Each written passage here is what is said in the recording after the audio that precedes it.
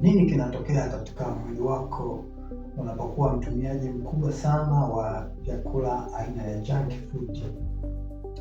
Twende pamoja nikupe madini. Junk food ni vyakula vya haraka, ni vyakula visivyo na virutubisho vya kutosha, kama vile tunaongelea pizza, burger, chipsi, soda na vyakula vyenye sukari nyingi au vyakula vyenye mafuta mengi. Hivyo ni vyakula ambavyo tunaviita junk food. Japo najua kwenye chips hapo nimeokoa ugomvi hapo, lakini hivyo vyote tunaviita junk food. Sasa nataka nikuelekeze nini kinatokea katika mwili endapo unakuwa ni mpendeleaji wa kutumia hivyo vyakula ambavyo tunaviita junk food.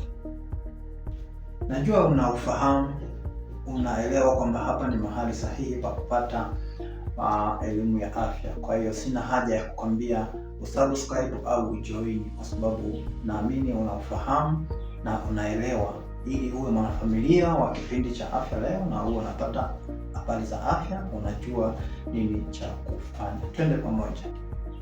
Jambo la kwanza linalotokea katika mwili wako unapopendelea kula junk food mara kwa mara ni kuwa na unene kupita kiasi, au tunaita obesity. Hii kwa nini inatokea? Nini kinatokea kwenye mwili mpaka unapata unene wa kupita kiasi? Ni kwamba vyakula ambavyo ni junk food vinakuwa na kalori nyingi sana. Kwa hiyo kula mara kwa mara vyakula aina ya junk food vinapelekea mwili unahifadhi mafuta mengi, hasa hususani sehemu ya tumbo. That's why mtu anapata obesity au unene kupita kiasi. Jambo lingine linalotokea katika mwili wako unapopendelea kula junk food ni magonjwa ya moyo na mishipa ya damu. Sasa tunasema hizi junk food unapopendelea kula mara kwa mara, junk food zina mafuta mabaya tunaita trans fat. Hizi trans fat huongeza cholesterol mbaya tunaita LDL, ambazo huongeza hatari ya presha ya damu, sawa, kuharibu au kuziba mishipa ya damu, na pia inaweza kupelekea mshtuko wa moyo. Jambo lingine linalotokea katika mwili wako ni kuoza kwa meno. Hizi junk food zina sukari nyingi sana. Hii sukari, kwa mfano, tunaelezea hapa soda, tunaelezea ice cream na peremende, huathiri meno, lakini pia husababisha madoa au kuoza na harufu mbaya ya kinywa. Ni kutokana na ile sukari ambayo imezidi, sukari nyingi ambayo imezidi kwenye hizo junk food. Lakini jambo lingine ni upungufu wa kinga ya mwili. Hivi junk food tunasema hazina virutubisho vya kutosha kama vile protini, vitamini na madini. Kwa hiyo hii husababisha sana kinga ya mwili kushuka, na mtu anakuwa yuko hatarini kupata magonjwa mbalimbali kwa sababu kinga ya mwili imeshuka. Lakini pia kinachoweza kutokea ni kisukari, kupata kisukari.